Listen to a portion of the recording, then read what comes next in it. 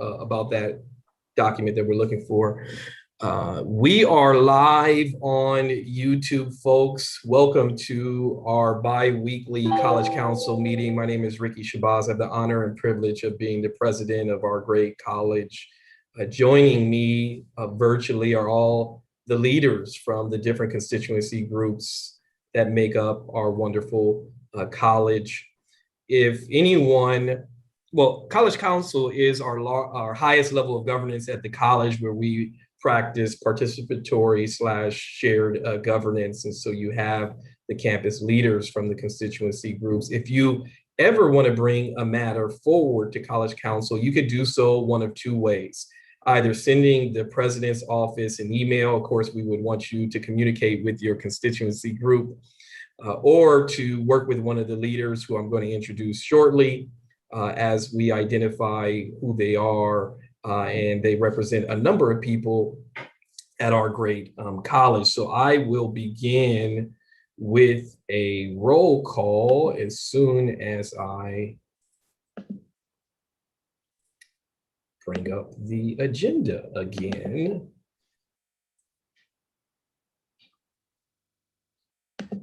Great. Paul Alexander, past president, Academic Senate.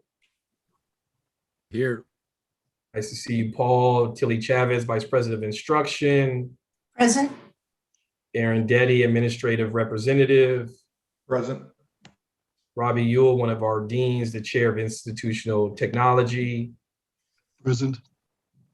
Caesar, our Public Information Officer. Present. Jocelyn, Supervisory Representative. Good afternoon, President. Nadia, President of the Chairs of Cabinet, Chair of Chairs. Destiny, President, Associated Student Government. Susan Murray, Dean, Institutional Effectiveness, Chair of Improv. Present. Masa, President, Academic Senate.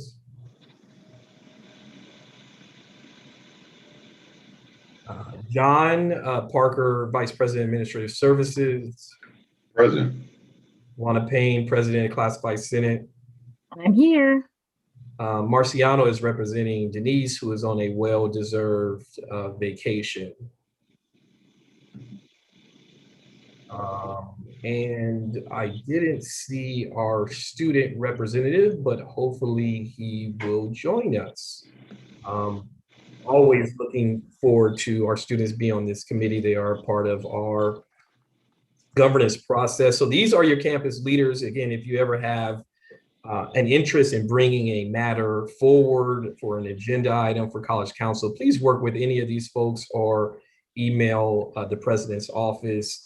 I'd like to take a motion for approval of the March 23rd meeting minutes, and want to just publicly thank Aaron Flanagan for doing a great job of taking our minutes and making sure that they're updated on the website. Would someone like to make a motion for approval of the meeting minutes from March 23rd?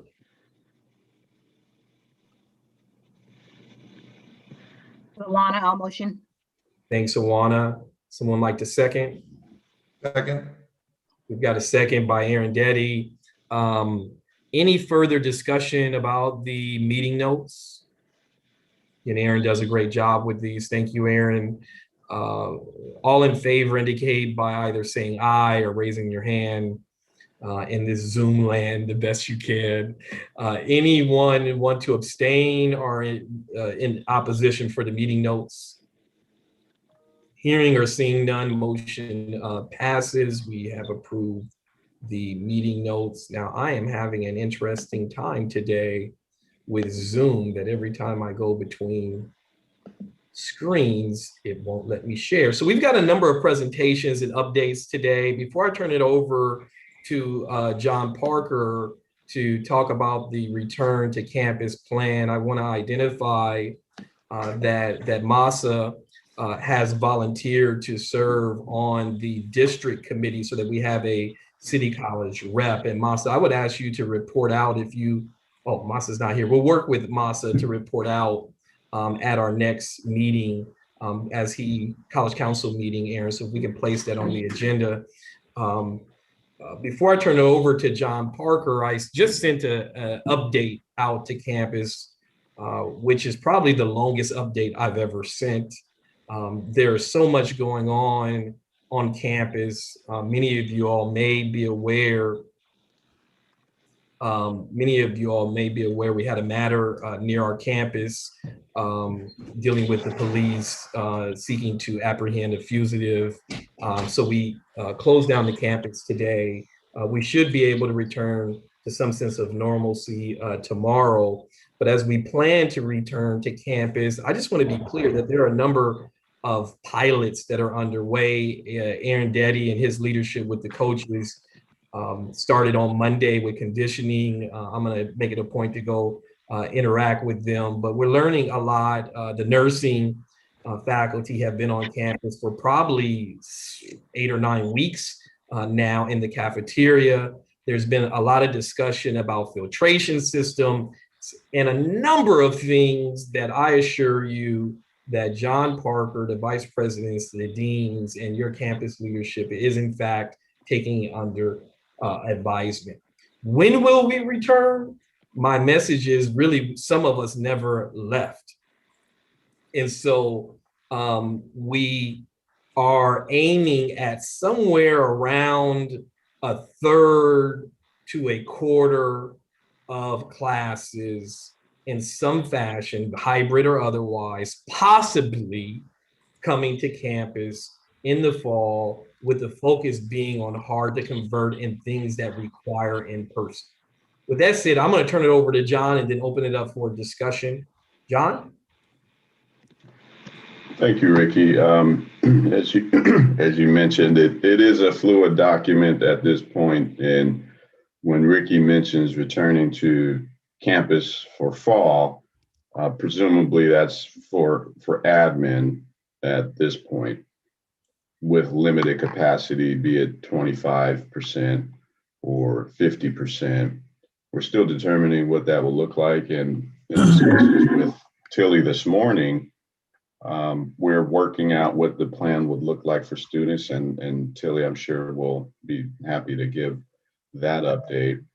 But we have received feedback from College Council and from Academic Senate, most of it relating to the PPE and equipment upgrades. There were actually a couple of good suggestions regarding if there should be feedback via survey from students regarding the opening, reopening, and preferred safety measures that are in place.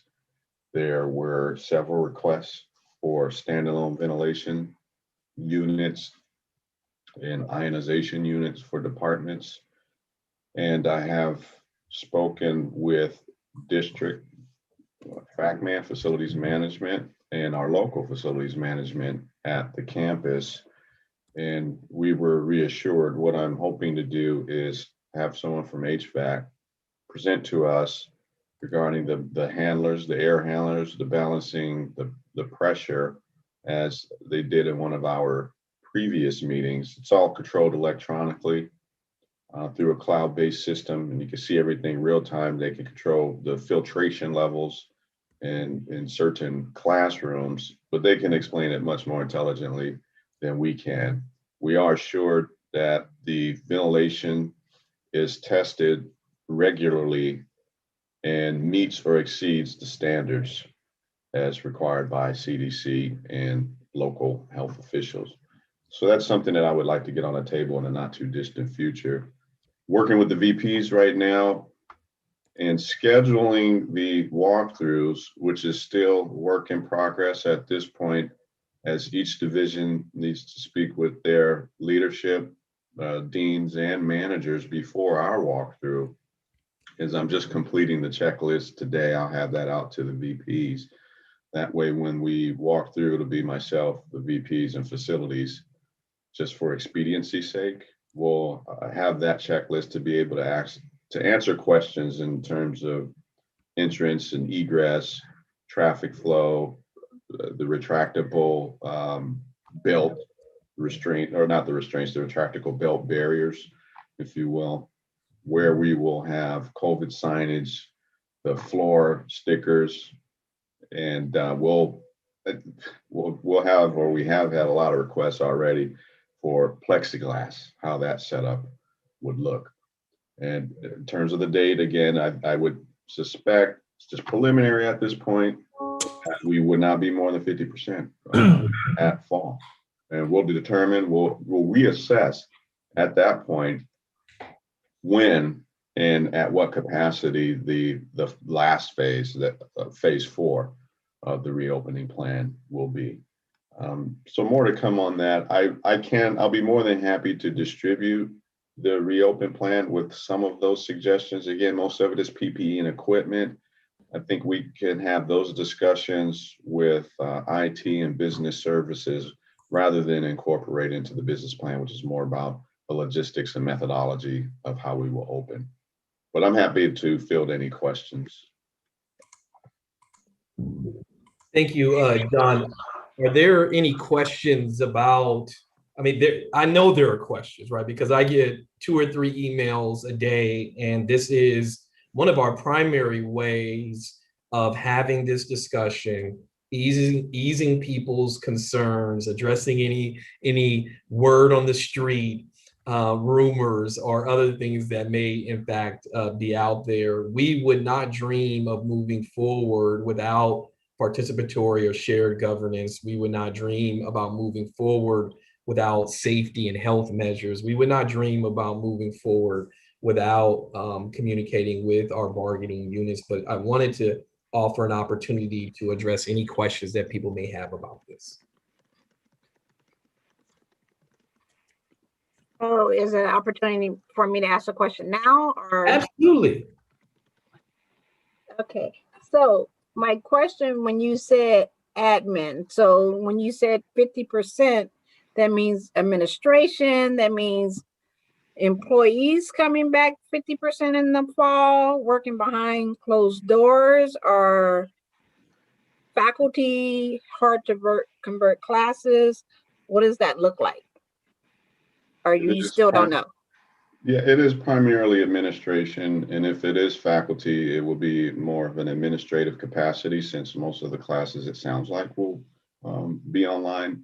And I'm sure Tilly will be able to elaborate on that here. But yeah, and before Tilly does, John, just let's be careful, and I hate to intercede, like I don't like to do that sort of thing, but okay.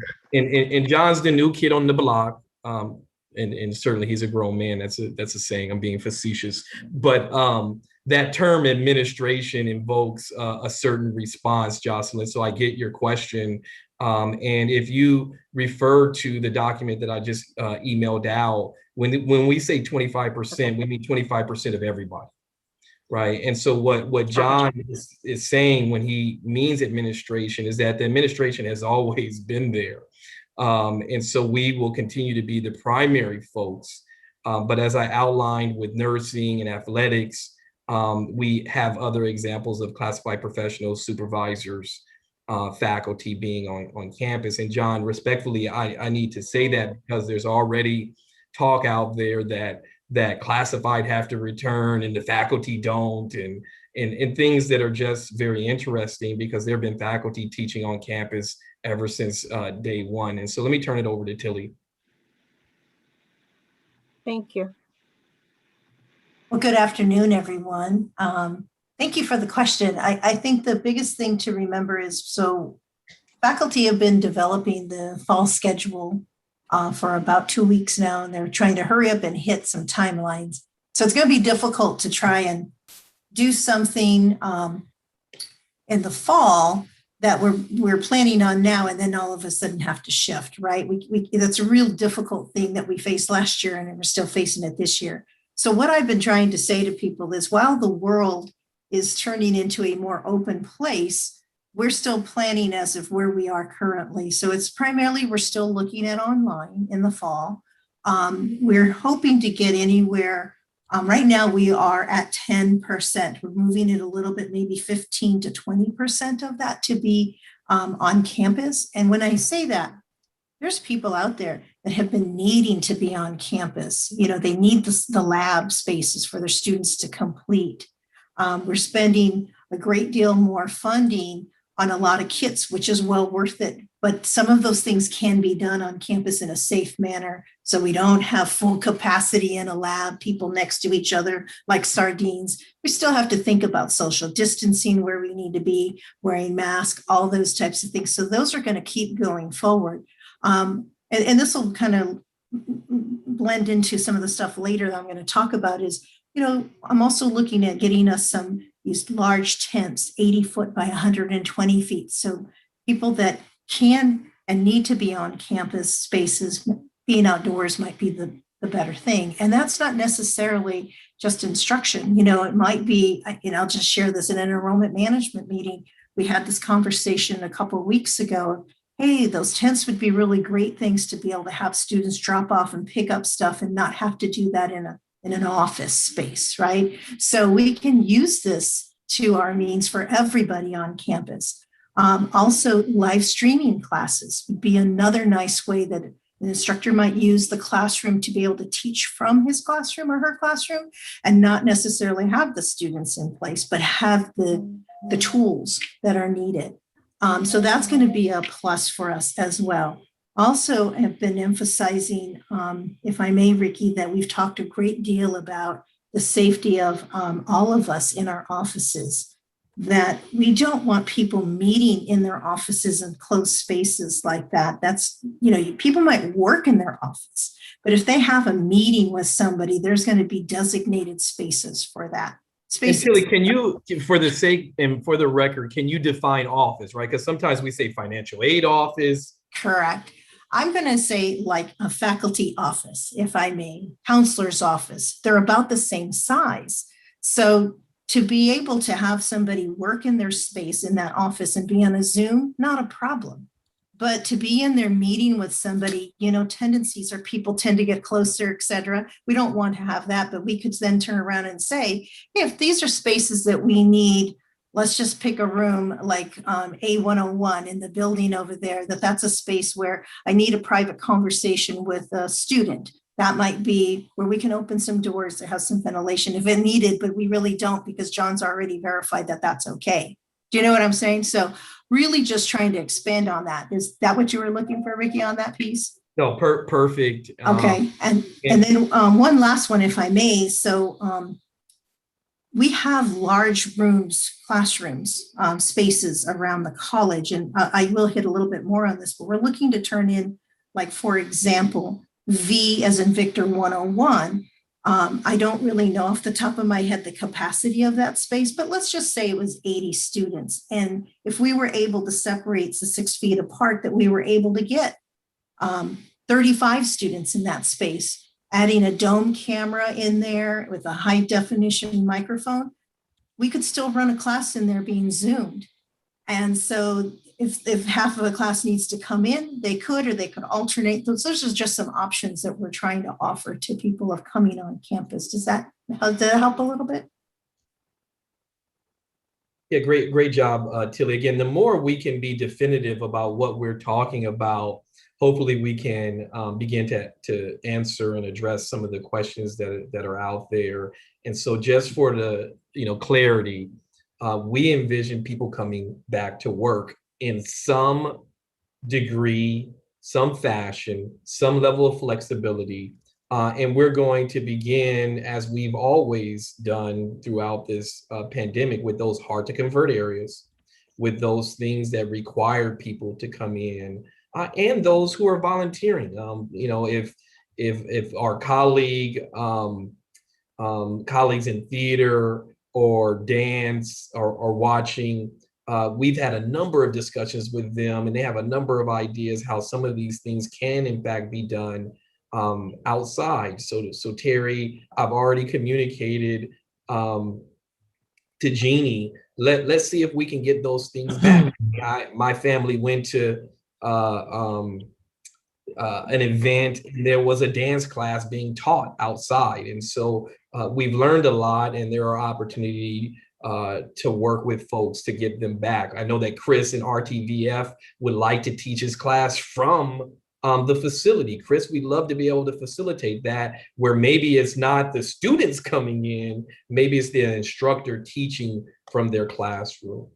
So we're going to support folks who want to come back, and we're going to continue to have these discussions. I sent an email earlier today requesting that John work, because he has some HR features in his area, for an employee orientation, right? So as we start bringing people back, there should be an orientation for employees, just like Aaron put together an orientation for the employees and for the students. So again, we have examples of these things. Other questions?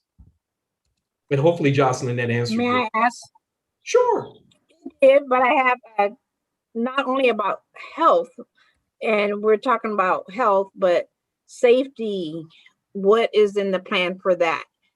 Because we are open campus, and if we're saying we're coming back at 25 or 50% capacity, if a student sees that we're open and we're saying we're not open to the public, but what if we have that student that's knocking on the door and saying we're not open? Yeah, so Jocelyn, in this case, Jocelyn, sorry to, well, finish answering your question. No problem.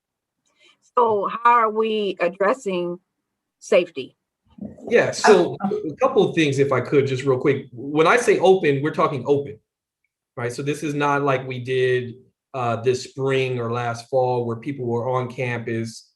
We have been open for students in some areas for some time now, Jocelyn. So when we say, and I'm going to go on record and probably say it's not going to be 50%, it'll probably be somewhere around a third to a quarter. And that is open to students. And so individual offices are working with their vice presidents to come up with a system to serve students that way. I know that Student Services is investing in QLIS so that students aren't waiting in line, but they can be in line and they'll know. Those are the pieces, Jocelyn, that we've got to figure out, frankly, this spring. And I apologize, somebody was going to jump in. Delete, if you don't mind. I was going to say that currently how we've been doing it is we've been working with individuals that would have, say, maybe in a certain area that even we need to make sure that there's a restroom key available. Because I'm thinking of you, Jocelyn, over in the A building. So if you're working with, with a group of students or something, you're going to make sure you have everything you need. It's not going to be, everything is not open to the world. I know Ricky's saying we're open, but we're open to our students. We want to make sure their needs are being met. At the same time, when we have students that come into, let's just say, the MS building, they gather, have their temperatures checked, everything is done still continuously like we have been doing, and then they're allowed in, and then the building's locked behind them. So it is open, but it isn't at the same time. Sorry, Ricky, I don't know if that's contradicting that, but I just wanted to make sure that that we are continuing that safety measure that we had. We just can't have everybody coming in and trying to keep track of who and where they are. We're very careful because the safety is a big part of that. And the safety, when I say that, is health and safety, right? We want to make sure who's in our presence and where they are, and keeping track for tracing purposes as well. Yeah, thanks, Tilly. And I don't believe that was a contradiction. We have examples where there, Jocelyn, are check-in points. Mm-hmm. And John and Denise are working through that right now. And again, through Aaron, and there's a bracelet system. Several of these things, again, we've already implemented. And so we know how they work. Josh, I see you have a hand. Yes, thank you, Dr. Shabazz. You mentioned training for employees as they come back on campus. My question is, will equity, inclusion, and implicit bias training be included in that? And is it also going to be required? Yeah, thanks, Josh. It will absolutely be, as it has always been, at least the 4 or 5 years, nearly a little over 4 years I've been at City College. But this training I'm speaking of really hits to what Jocelyn's questions are. They're really about health and safety, and how to operate and support students, instruction, support services in a COVID environment. Because bringing people who haven't been on campus back requires that we outline much of what Tilly said in terms of what was in place prior to March of 2020 may not necessarily be in place going into fall 21. So there's technology, there's health and safety, there's a number of things. It's also mental health. How do you transition someone who's been working at home, possibly not around people, back to being around people to some degree? Now, certainly, if you had an office that had 30 people who work in it, all 30 people will not be at work on the same day. That's not a good practice. What's a good practice is similar to financial aid, where they had a Monday, Wednesday rotation and a Tuesday, Thursday rotation. And I think that rotation had less than 10 people in each of the rotation. And so we've always maintained the need, when the need arose, that people would be requested to return to campus. And we are looking to do that in some shape or fashion for the fall. So hopefully that answers your question, Josh. I just want to throw in there, Ricky, that I think probably the biggest emphasis that I would like to be able to give to anyone out there is coming to campus. Facial coverings are an absolute must. And I have to say that I've been around campus. I see people wandering. I know it's fresh air. You may not see somebody for miles. It seems okay. But, we have to make it a habit. And we have to make a habit of using our face coverings. So I guess I'm saying that when you see me, at least put your face covering on so I don't have to go through that again. But it is important when people are around each other and other in spaces like that. So it's one of those that people will call me and say, hey, I'm seeing so-and-so is not wearing their mask. So I just want to make sure I put it out there. And that's probably one of the biggest emphasis that's out there. I mean, you can't go into the grocery store without one, so. Yes, Josh. Yes, I agree with everything that you said. It's very important that we have new training with health and safety as we return back on campus. But I would also like to add that we have a new stance on equity with our new equity and inclusion statement, and the occurrence of George Floyd and his death and the other deaths of many others that has happened during the time that we've been off campus. I think with that new information, I would like to suggest on behalf of the students that this training is provided to the employees in addition to the health and safety. Yes, absolutely, Josh. And if you would email that to me, I'd love for Marciano to maybe work with Denise and Leslie and Robbie, who oversees professional development, so that they can come in and talk about all of the bias-related anti-racism training that occurs on campus, so that the students are aware that we take this very serious in terms of the training. Not that I wouldn't want to combine the two, Josh, but I assure you, just the health and safety pieces with getting people who haven't been on campus back is an undertaking in itself. But I would love for Dean Ewell to come to the student government to talk about professional development and how we tackle that piece with respect to your question. Any other questions? So I would ask John to email back out the updated plan. The vice presidents are working on a blueprint that is probably just a little bit more detailed in terms of which offices. Tilly has an amazing template of which the 10 or so % of the classes. And before we leave for break, we'll share that again in College Council. We're going to be meeting on Sunday, in fact, to finalize where we are. So work with your deans, work with your vice presidents.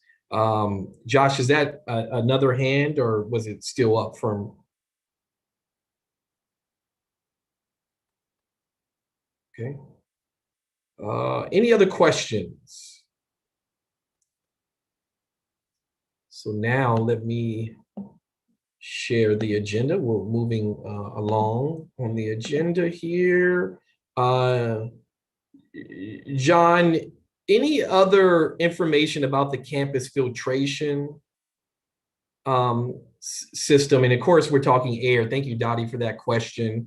There's been a number of questions about buildings, and folks, we're very fortunate. In the background, you see $160 million worth of infrastructure.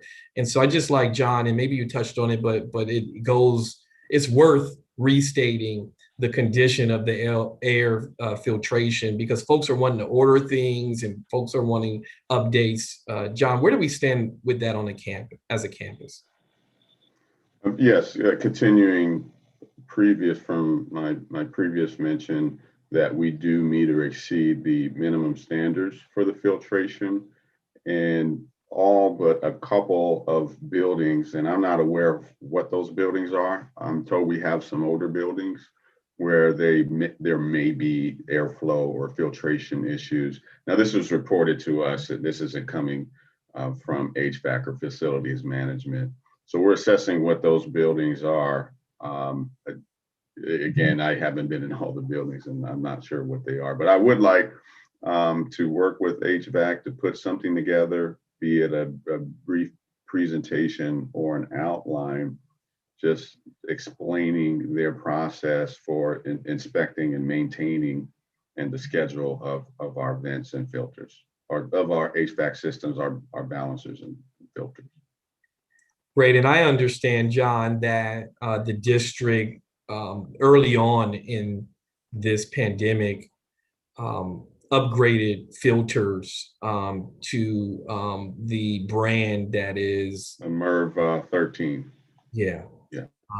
In those classrooms, John, as I understand it, that we do not intend to use this fall, will be the smaller classes that English traditionally would meet in.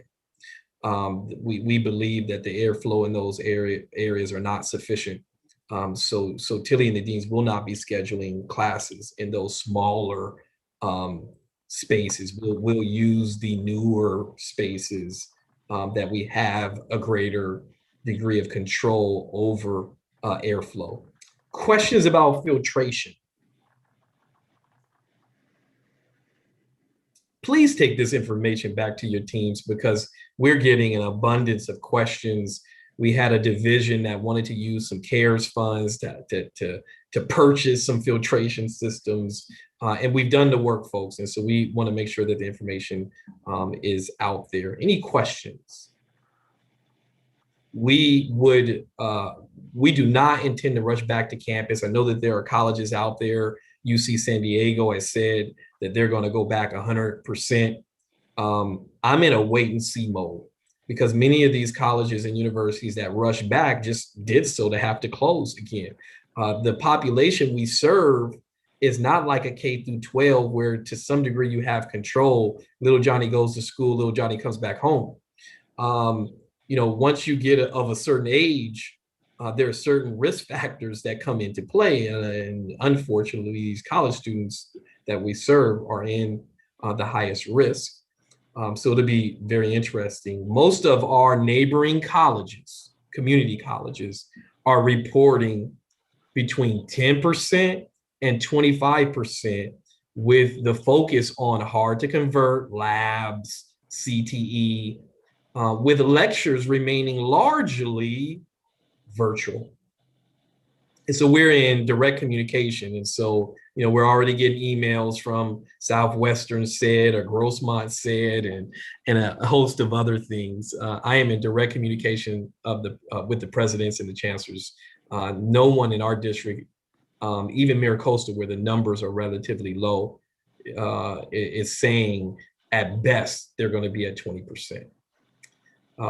If there are no other questions about this, we'll keep moving on the agenda. It is so important to get this information out, so please share. I put a lot of this in writing in the update that I sent out to campus today. John and Tilly are now going to share a draft of their priorities, having worked with their respective divisions for the HERF 3 plan. In the document I sent out today, we're expecting to get in the neighborhood of about $5 million. Could be more, could be a little less, of HERF 3 funds, which before I turn it over to them to put it in perspective, John and Roxanne would tell you we traditionally run our college, total budget approximately 80 million. We generally run our college on about $1 million of discretionary funding. So once you account for staffing and things such as that, benefits, we typically have $1 million to fund things. With the pandemic, we're actually approaching $12 million of discretionary funding, which this last round of funding, I have to hope that the priority will be those areas, again, that are hard to convert and those areas that have not received funding. But I'm going to turn it over to Tilly first and then John to go over their priorities. And I just wanted to make sure, I don't know who's the host about the closed captioning, if we were able to turn that piece on. Thank you, Marciano. So I'll get ready to share while we're. So we were asked to rank the funding in each of our areas. This is a draft as far as instruction, and so it's trying to claim for about approximately a $1.5 million in this area, which is really the entire campus. So, and then I had asked the deans to help me to do some ranking, trying to send this out now, getting it to faculty, making sure everybody's on the same place. What's been coming back is tutoring is like one of our number ones. So we put some money aside for tutoring. The second one is hard to convert, working on the criteria to build. What does that really look like? And how does it get prioritized? But the other ones that I do want to cover, because I kind of mentioned it earlier, is number 3 is about 200,000 that we're putting aside for technology in the larger spaces. These are the dome cameras that I mentioned earlier and the high definition microphones. These this is maybe like captured lectures type stuff, information. And some people say, well, I don't really like to use it. You know, when we were pre-COVID, that would be very true. I think now people have been used to some different types of technology and what else can be used to supplement. Not all classes that have been online want to remain online. On the other hand, some classes that have turned to become lecture part online are thriving and doing well. So I think we need to make sure we find a happy medium for everybody here. And this is a way to try to get us back to campus as well, to find those large classroom spaces. It might be a larger auditorium, rooms that were designed like two classrooms in one, been identifying them for each building. And we've set aside money for 6 of these cameras and microphones to be able to use so that the seats can be placed in a very safe place and students can be on campus. So that's what that 200,000 is for. And Ricky had really asked us to try to stay away from PPE because we have what we need and we have other funds for that, unless it was special funds. And in this one, we put these plastic seat coverings. They may not cover the entire seat. They may just cover the back of the seat. But they're really there to just say, don't sit here. You may have seen these in different places where you've gone. That way, an instructor or whoever's running that room doesn't have to preset and try to measure what's 6 feet apart. It's already done for everyone. And then when it's also cleaned from our facilities people, they have what needs to be cleaned up, et cetera. So that really helps with that. And we're looking at about 55,000 for a tent village.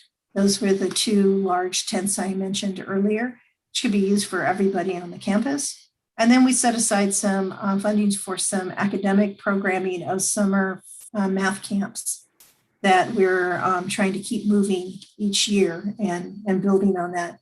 And then we did put aside some money for grant writing. And we tried to pull this from different areas too for a grant writer. We really need some help to be pulling for some funds. This would be about $1.5 million.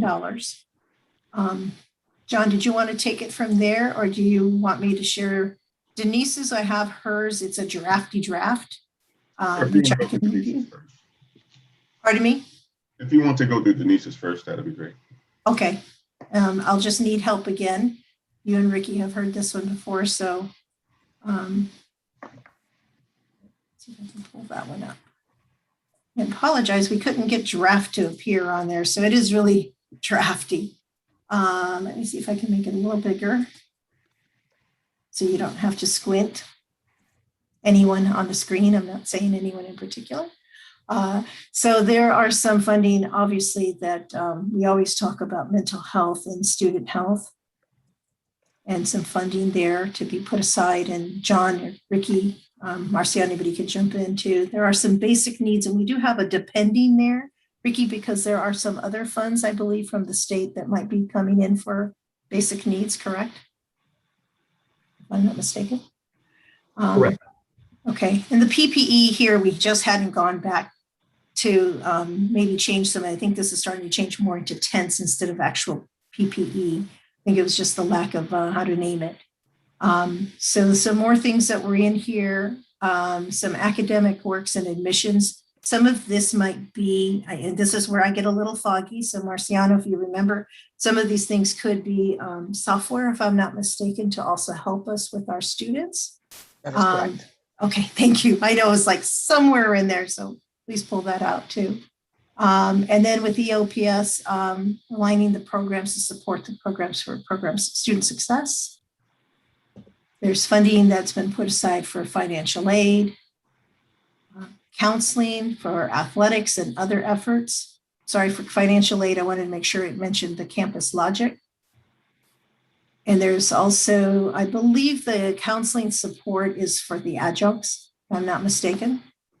And under athletics, I would like to say that both instruction and student services are putting aside monies for athletics. There's just so much funding that is needed to try to help them convert that we just felt it was fair to move some funds in that direction. Then she had put aside some funding for transfer and career. It looks more hardware, because they were not funded in the HERF2. So putting aside some funding there. The LGBTQIA Dreamers and other centers, student space conversion centers there. So Marcia, if you know anything else in here and you want to jump in, please do. Upward Bound. Some of the VPSS is just there of what in case there's somebody comes to me and what do I need to do with this? Just set aside for that. Technology, we had some other funds as well, but I think these might just be extra laptops or something that weren't accounted for before. Student workers, and again, another grant writer. And the total should be, it's a draft, so it should be about 1.5. I haven't gone back and we didn't clean this one up really well for today, but apologize for that. We will get it cleaned up before we send it out. So John, do you want to talk about the rest of the funding?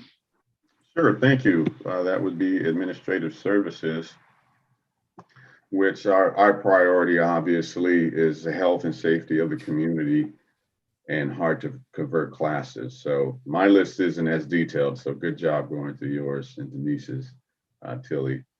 At the moment, and this is a preliminary draft for business services, PPE for employees, we've allocated $350,000. Facilities, other supplies and needs is another $350,000. There will be some equipment in there as well, as we have some facilities equipment, which is rather old and much beyond its useful life and dilapidated in some instances. And we've also allotted $300,000 for equipment in a COVID suspense account. The COVID suspense account is just for the unknowns, as we haven't completed our walkthrough yet. And as we begin to solicit feedback after our walkthrough, I imagine there are going to be some items that we just haven't considered yet. And that'll be a contingency / suspense account for us. This will most likely expand in the coming weeks or months, but this is just the high level preliminary for administrative services, if there are no questions. John, I'm sorry, I just want to clarify something under number 1 of the PPE. Yes. So because I get asked a lot, how much do we have and do we need more? So some people may say, they want the hand wipes because that's what they've become accustomed to. But when we received all of our PPE that we have huge pallets of, it's actually more of a disinfectant spray, right? And we have the towels that go with that, so that because we didn't want the wipes maybe to get dried out and be wasted. So I just wanted to clarify on that one. And then also in there, we will be getting the stickers. John, I know, John, it's another week. Every week I speak City College stickers to John that, we're going to be plastered with 6-foot stickers across the campus so that people know, oh, you're 6 feet away from me. You see these everywhere you go. And people that have been coming back earlier in the hard to converts, we've been just using paint tape for now, but we will be getting official, right? And I just want to throw that out there because people ask. Yes, we'll have those floor placards or stickers. And you're right, Tilly, we didn't order the wipes because of the shelf life, not knowing when we would return. But once we do start that process, I think we will actually include wipes in the supplies. We do have lots of the hand sanitizers and masks and the towels, the hand towels, as you mentioned. But I think we'll need the wipes just for efficiency's sake.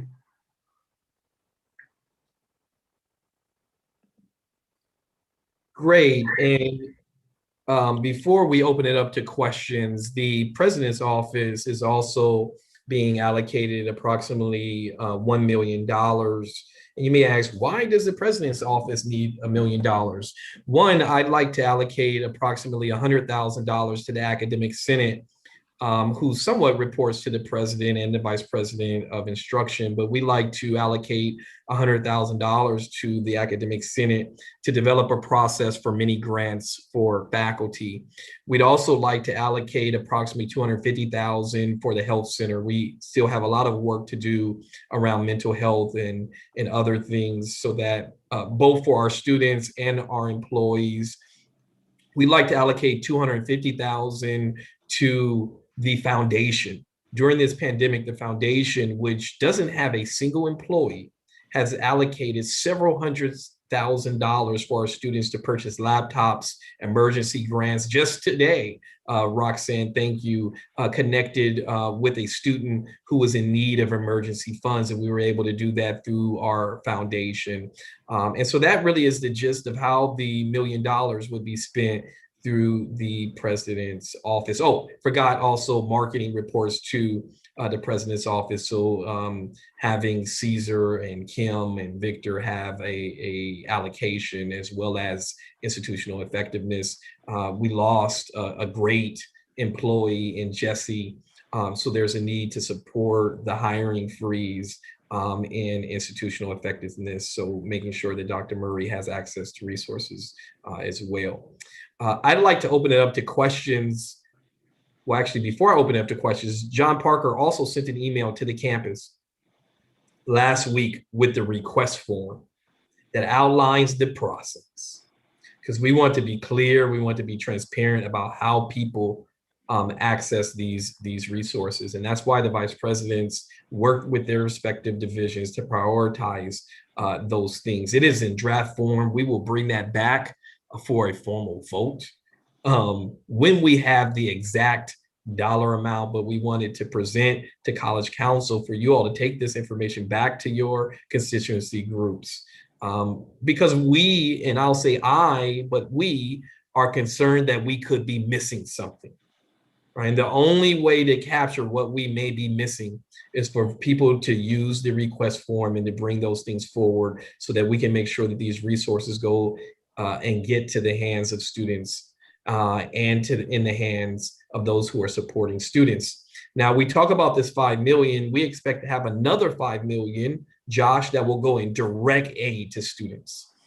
So in total, you have the 5 million for institutional, approximate numbers, and probably another 5 million that's going out to students. Any questions about these priorities and or our processes?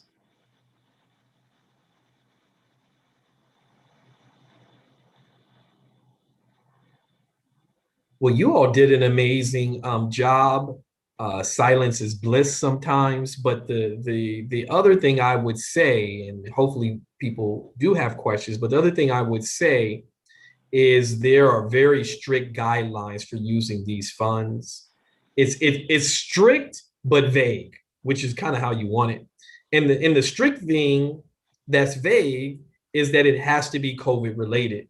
So when John came to me and said he wanted to buy a spaceship, I said, John, I'm not exactly sure how a spaceship could be COVID related.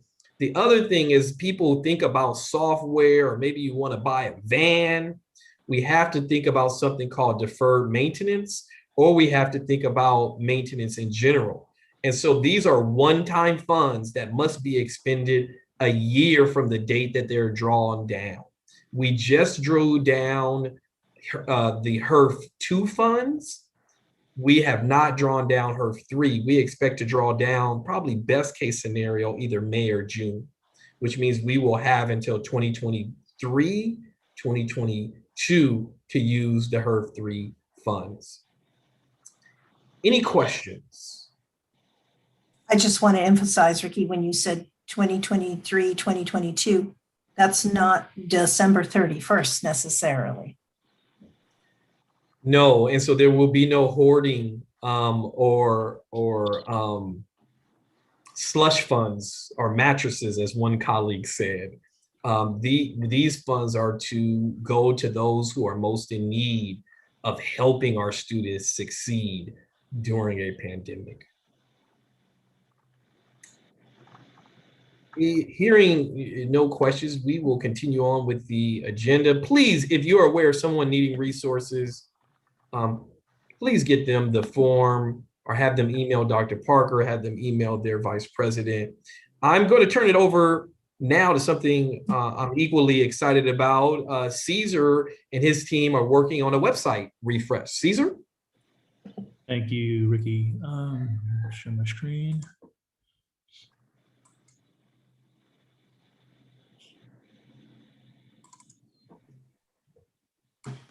Okay, just wanted to give an update on the website improvement. Thanks to a strong workforce grant, we're doing website improvements, and I wanted to thank all the folks that have provided feedback at this point. The design was shared. Can you guys see my screen? My screen up?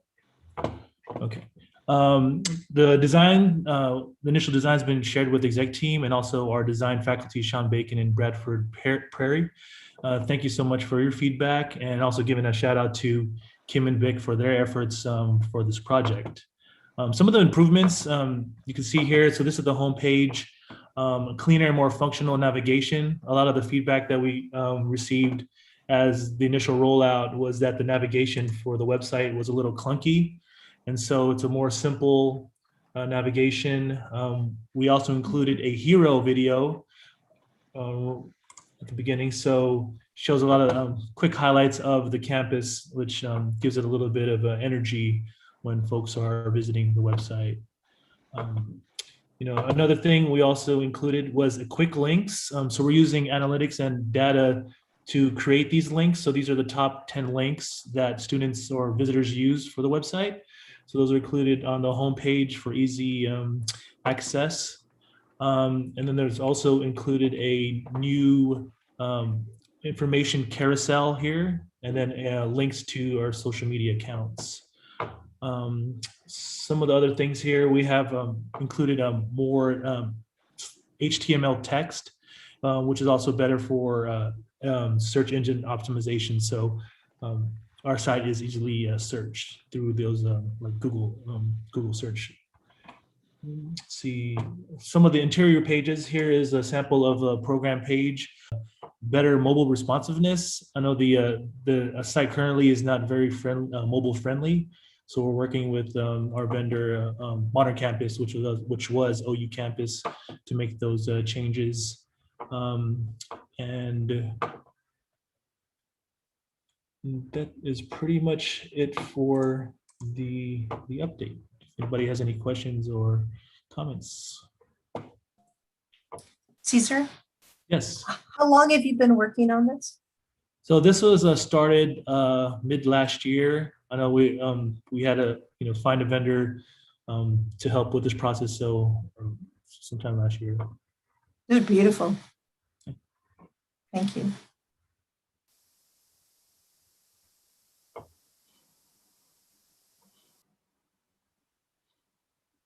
I want to say I like it too. Very nicely done. Thank you. I know we keep you guys very, very busy, and I just want to say thank you. I like it a lot. Yeah, no problem. Great job, Caesar and team. Of course, I was speaking and didn't realize I was on mute. Yes, Paul, very fancy. Any other questions for Caesar? Caesar, I believe you mentioned you worked with our wonderful faculty who have an expertise in this area, Sean Bacon and who else? In Bradford, yeah, both have expertise in this area. So we're making those modifications. Again, anytime we have a website refresh, we want to get this out to the campus, because it's almost like doing an update on your cell phone. Eventually people will come to this and be like, wait a minute, it looks different. And so we'll ask Caesar to send a DL to the campus. If you have any feedback, please shoot an email to Caesar. And correct me if I'm wrong, Caesar, less is more is the direction that many websites are going in. That is absolutely true. Less is more. Caesar, can I ask a quick question? Yeah, absolutely. Does this affect our online orientation? Do we need to send them an updated B-roll for that? No, you guys are good. Okay, great. Thank you. Caesar, there's a couple questions in the chat from YouTube, if you want to try and answer those. One of them is, will this refresh to website to include any machine translation into other languages like Spanish? For this one, this round, it was not initially, it wasn't included in the website update scope of work, but we're looking to that in the future. Okay. And then the second question was, is this still under the same CMS vendor, or are we using a new CMS provider? Same CMS vendor. It was OU Campus, but they renamed it. They renamed to Modern Campus now, but it is the same vendor. Thank you. Yeah, and great questions. And Caesar, I would echo the part about other languages, and that might be a COVID-related matter that we can use some funds, but whatever we could do to integrate that with the lodge, if possible, because we know we serve the United Nations over here at City College. We have students from a number of different companies, so it would be the thing to do. Any other questions? And Caesar, you are sharing now a number of things. Thank you. Any other questions for Caesar? Please send them to him. Remind us again, Caesar, when you're planning for the launch. We're aiming for the end of summer. So beginning of fall is the plan of our launch. Okay. Again, great work, Caesar. Let's continue on. Next, we have Susan Murray up with an update on the Educational Master Plan. Okay, thank you. I'm going to share my screen if that's all right.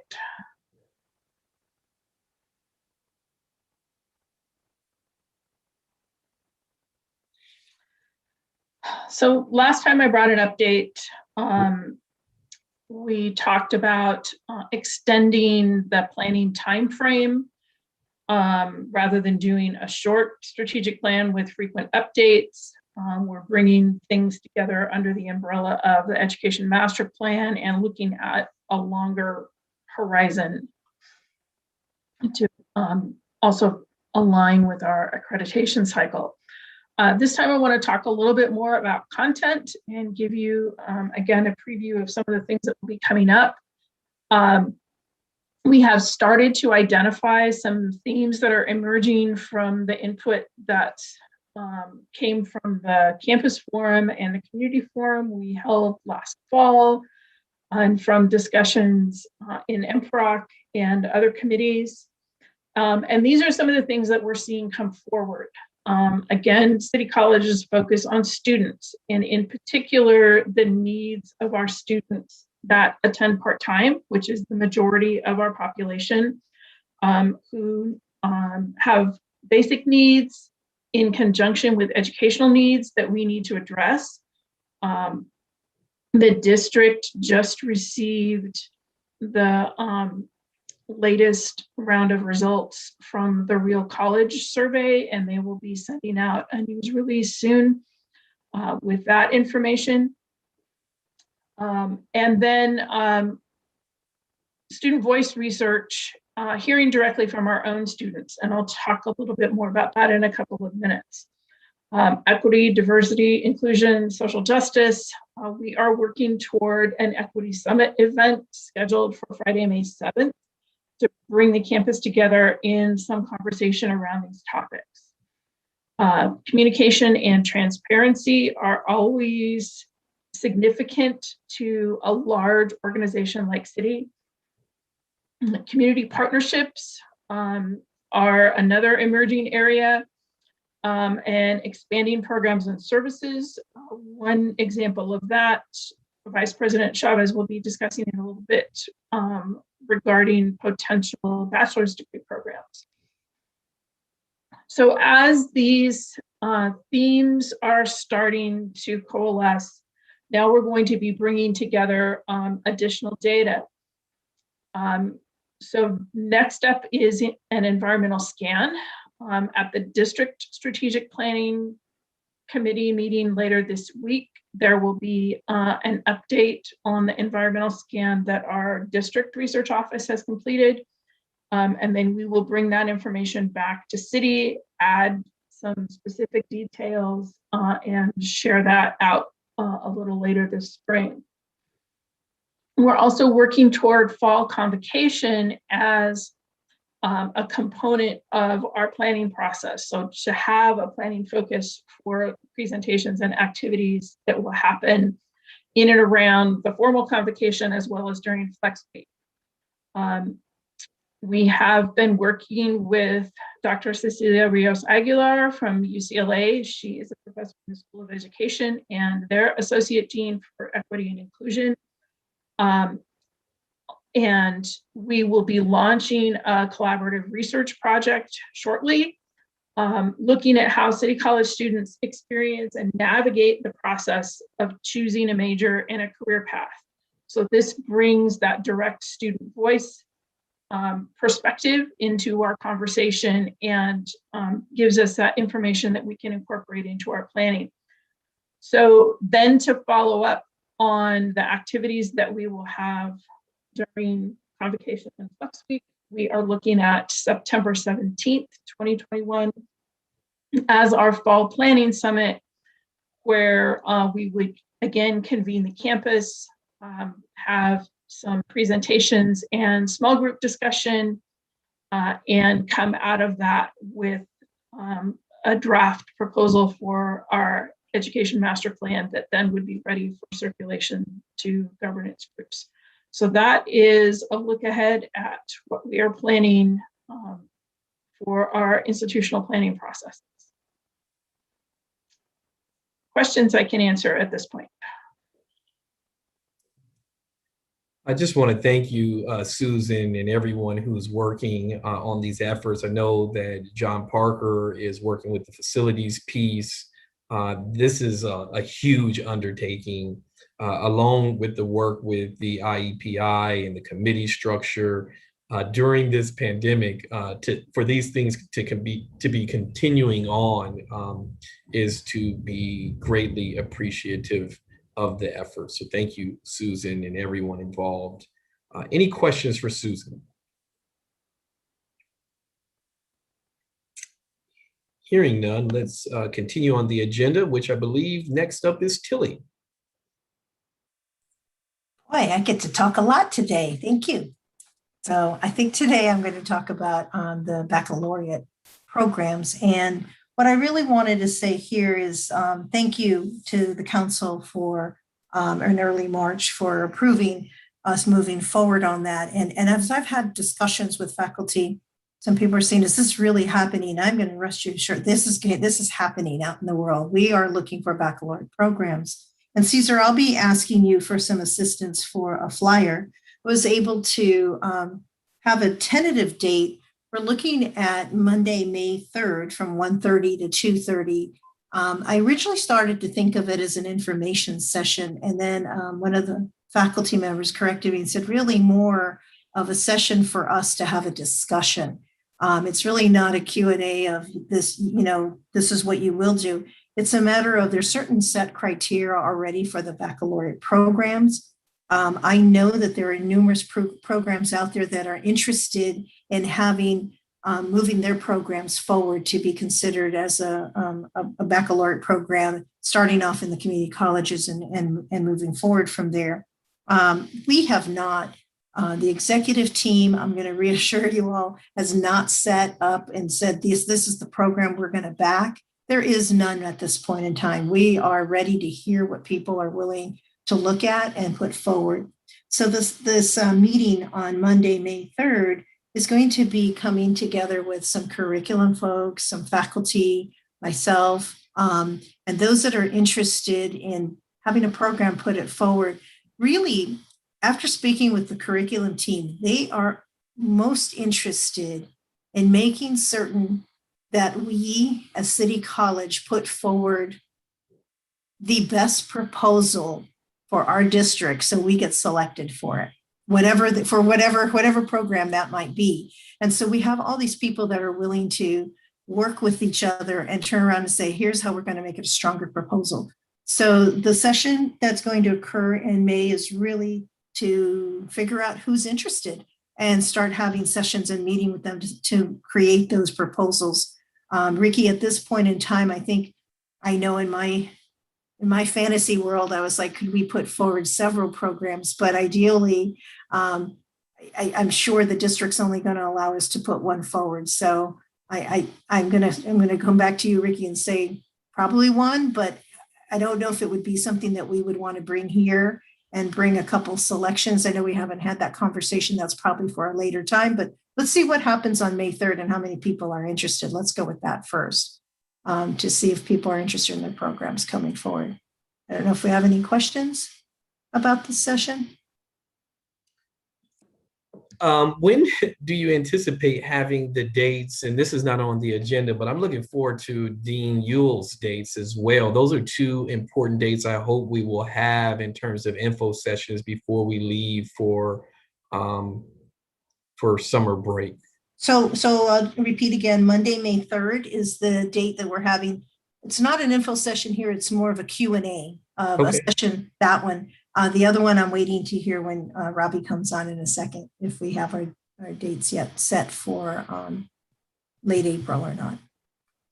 Okay, so we'll send those out to the campus so that everybody has them. Super exciting. You know, our chancellor is leading the efforts in this, and I think it is a huge legacy and needed for us to establish a bachelor's degree here at City College, to be the group that offered our students a well-deserved opportunity to stay home and get a high-quality bachelor's degree right here at San Diego City College. Super excited. Thank you for your leadership on this, Tilly, and everyone involved. I know you worked very close with the Academic Senate to work through the details of this. So look forward to the question and answer period. And those interested, and we know, and it's an elitist system. Let's just call it what it is because of the master plan. We are very restricted right now to programs not offered by the CSU. So specifically, it has to be career education, right? The other thing I want to say is the information highway can be sometimes exciting. We have not picked a program, folks. It took a lot of work just to get the form and the process done. So I assure you, this is wide open for any person who is listening and who is interested. And as Tilly sends this out to the campus, she'll include a link to the legislation that is very clear as to what is allowable and what isn't. And if you have something, if you have questions, I love the way you said it's a Q&A, right? Because people may have questions. I'd rather you inquire than to assume, right? Because you may be sitting on a great opportunity for City College to have a bachelor's degree to support our students. Many of our faculty are already teaching at the university level anyways. And so let's dismantle this system that keeps our students from achieving their bachelor's degree, right? We have 2.1 million community college students. There are not 2.1 million slots at the UC or the CSU. City College must have a bachelor's degree for our students in our community. It's the right thing to do. And I guess with that, I think next on the agenda is the professional development update. Dean Yule?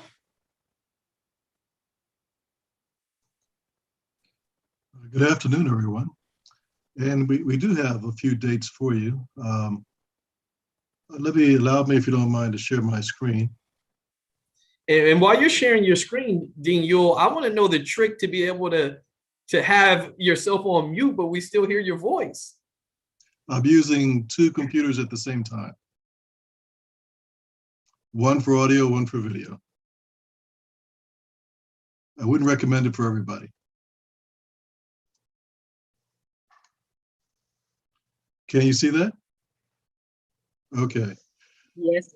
Well, it's good to be back again for a presentation, and thank you for, I guess it's been a few weeks since we chatted on this topic. This is regarding the opportunity to have temporary professional development assignments for individuals representing each one of our constituent groups here at City College, and opportunity we never had before. So when we presented last time, we were on a rather aggressive schedule with a lot of questions still up in the air. And so we stepped back a little bit, and a few things have happened in the interim. So bear with me as I walk through it with you. For one, in trying to get to the point of realizing these positions coming forward, we did have a few conversations with different parties.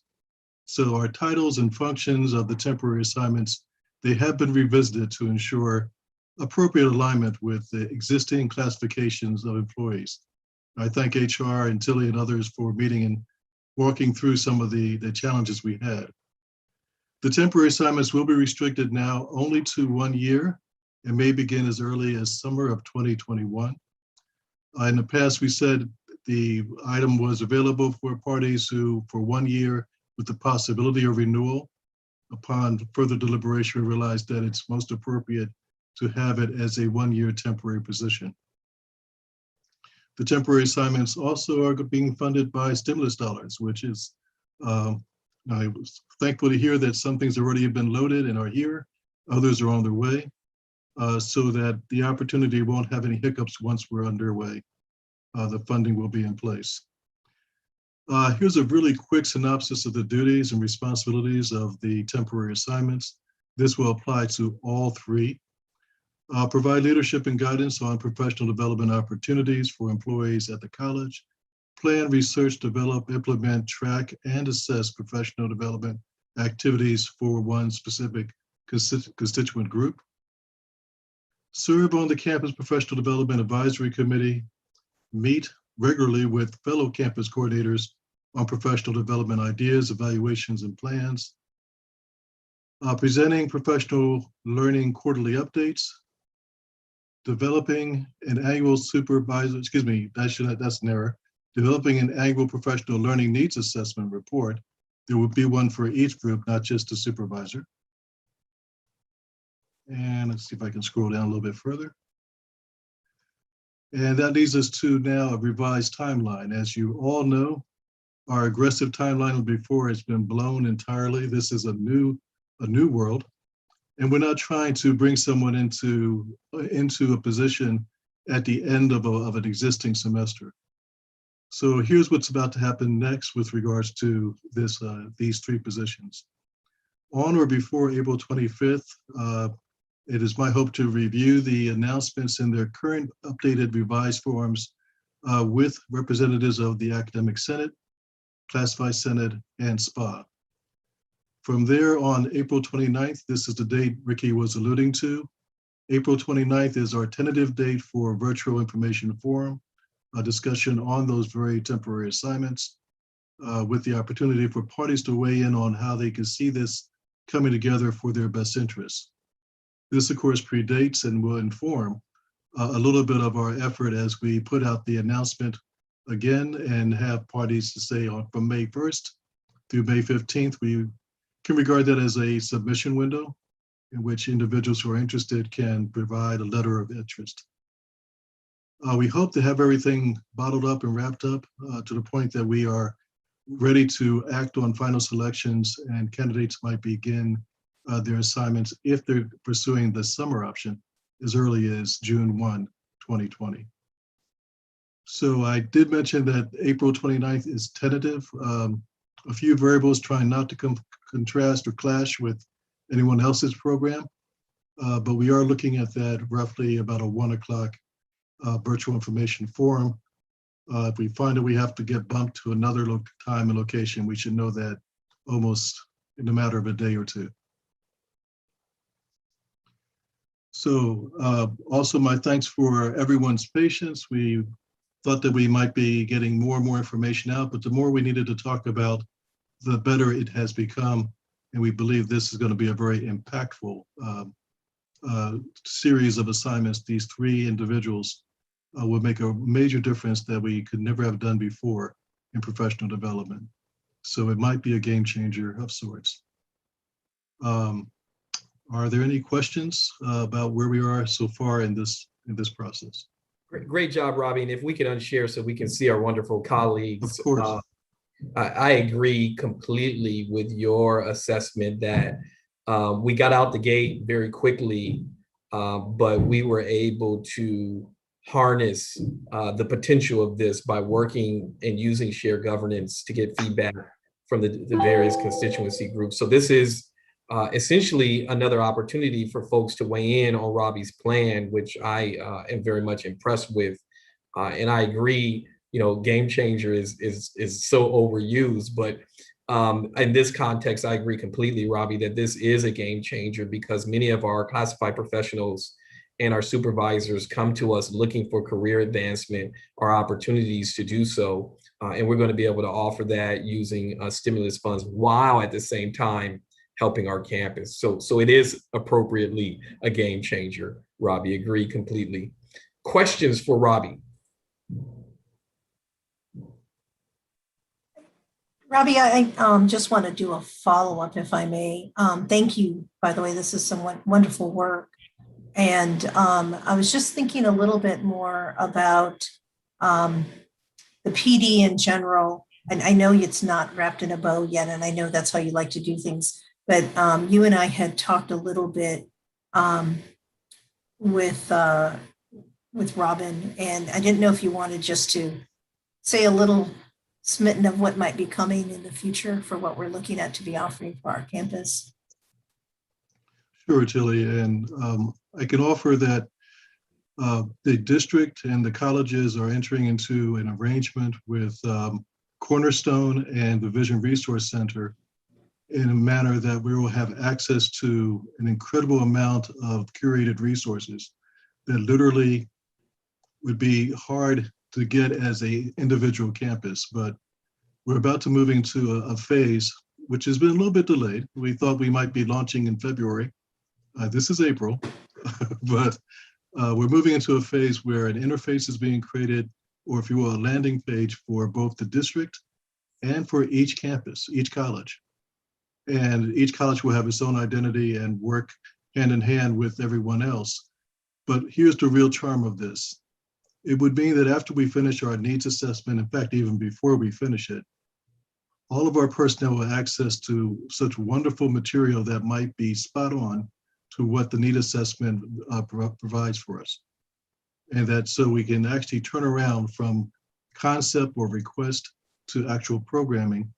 We might, with the assistance of the Vision Resource Center in particular, we might be able to turn that into an immediate responsive program that will help people down in their journey. So we just have basically more arrows in our quiver, more tools to work with. It's actually being executed successfully at Palomar right now. It's been kind of like a guide to all of the districts who is about to get on board. And they've had phenomenal success with it. We will certainly as well as a district and certainly as a college. So you'll hear more about it formally. The Cornerstone Vision Resource Center partnership with the district and the college. Thank you. Any other questions for Robbie? Robbie, when do you envision a communication going out to the campus in the form of a flyer or some sort so that people are made aware of these opportunities?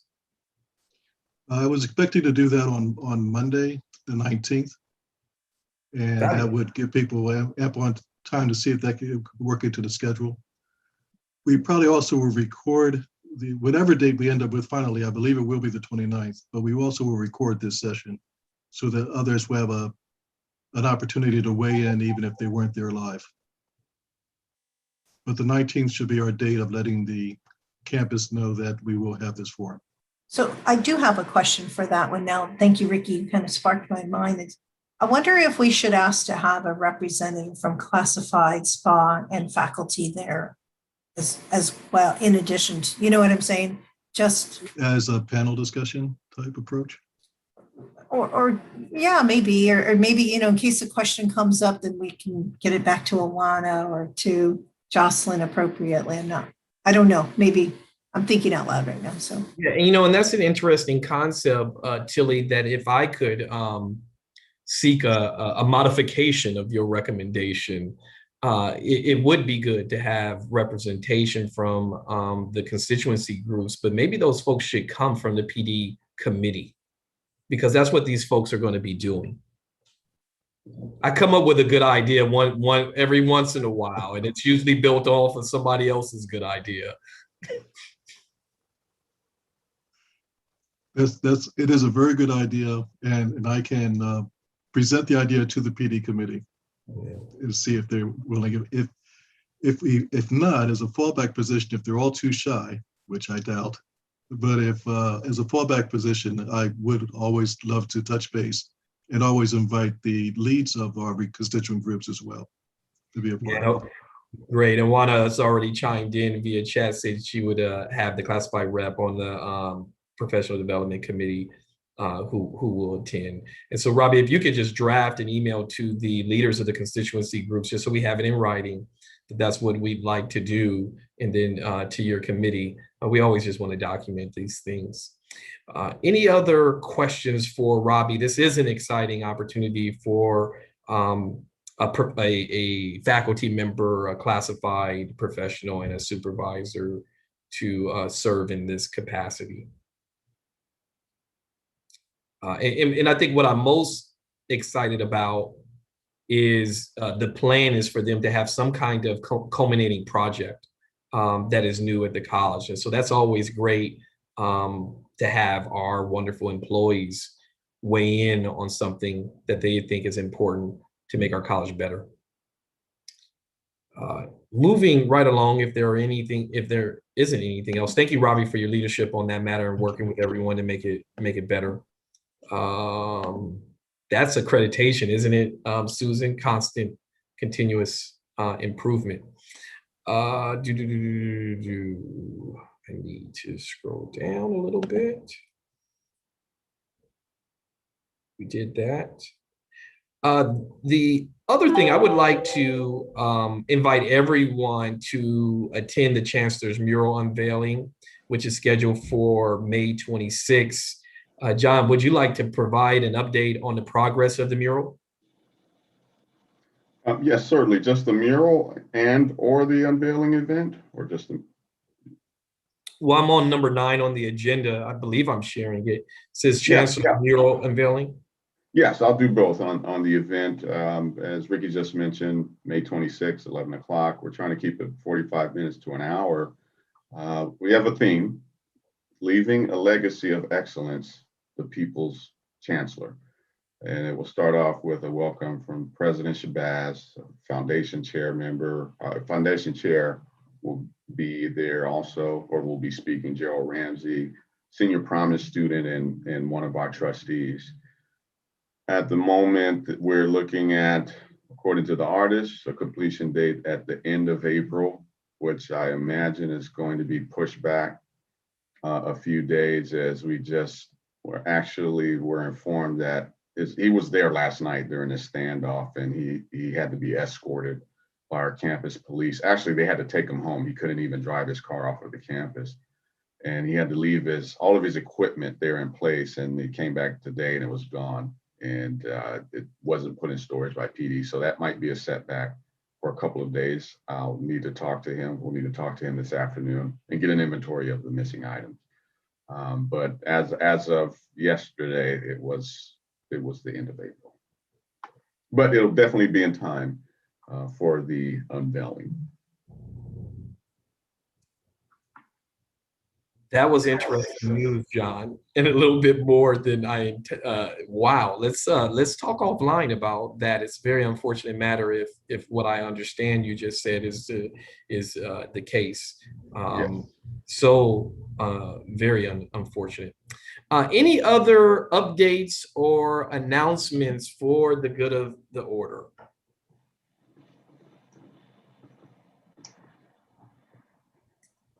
Hearing none, I will adjourn the meeting and ask you all to join me same time, same place in about 2 weeks. Everyone be safe, be well, and if there's anything I could do for you, don't hesitate to reach out. Take care, everyone.